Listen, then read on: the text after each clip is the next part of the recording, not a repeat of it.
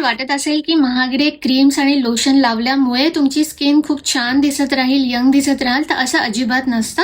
आपण आपल्या पोटामध्ये काय घालतो आहे त्याच्यावर डिपेंड करतं की आपली स्किन वरून कशी दिसणार आहे. सो जे सीझनल फ्रुट्स आणि व्हेजिटेबल्स असतात, भरपूर कलरफुल फ्रुट्स आणि व्हेजिटेबल्स खा आपल्या डाएटमध्ये. त्याच्यामुळे तुम्हाला नॅचरली अँटीऑक्सिडंट्स मिळत राहतात.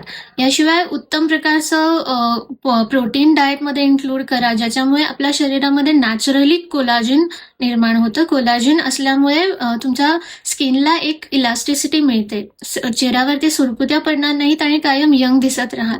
काही पदार्थ असतात जे की आपल्या डाएटमध्ये आता अगदी रेग्युलरली आपण खातो, जसं की रेडीमेड फ्रूट ज्युसेस झालं, आईस्क्रीम्स, पेस्ट्रीज, केक्स, अल्कोहोल, या सगळ्यामध्ये इतक्या मोठ्या प्रमाणात साखर असते आणि साखरेमुळे तुमच्या शरीरामध्ये इन्फ्लेमेशन निर्माण होतं. इन्फ्लेमेशनमुळे सुद्धा तुमची स्किन ड्राय, डल दिसते.